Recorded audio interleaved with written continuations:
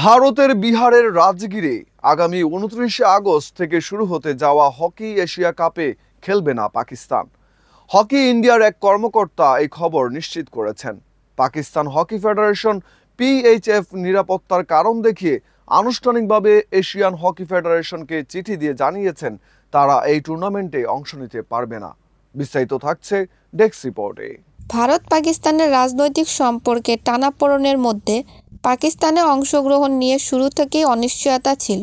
যদিও জুলাই মাসের শুরুতে ভারত সরকার জানিয়েছিল পাকিস্তান দলের অংশগ্রহণে কোনো বাধা থাকবে না, তবুও পাকিস্তান হকি ফেডারেশন অনিচ্ছা প্রকাশ করে এবং ভেন্যু পরিবর্তনের প্রস্তাব দেয়। জুলাইয়ের শেষ দিকে জানা যায় পাকিস্তান ভিসার জন্য আবেদন করেছে, কিন্তু পরে পাকিস্তান সরকার নির্দেশ দেয় ভারত সরকারের স্পষ্ট অনুমতি ছাড়া কোনো ক্রীড়া দল যেন ভারতে না যায়। PHF এর সভাপতি তারিক মুফতি আগেই ফেডারেশনের উদ্যোগে আন্তর্জাতিক হকি ফেডারেশনকে জানিয়েছেন, আমরা বর্তমান পরিস্থিতিতে ভারতের মাটিতে আমাদের দল নিরাপত্তার ঝুঁকির মধ্যে পড়বে।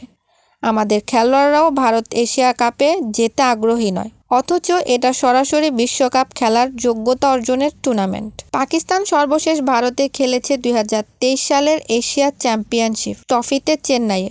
সেখানে 6 দলের মধ্যে পঞ্চম হয়েছিলেন তারা।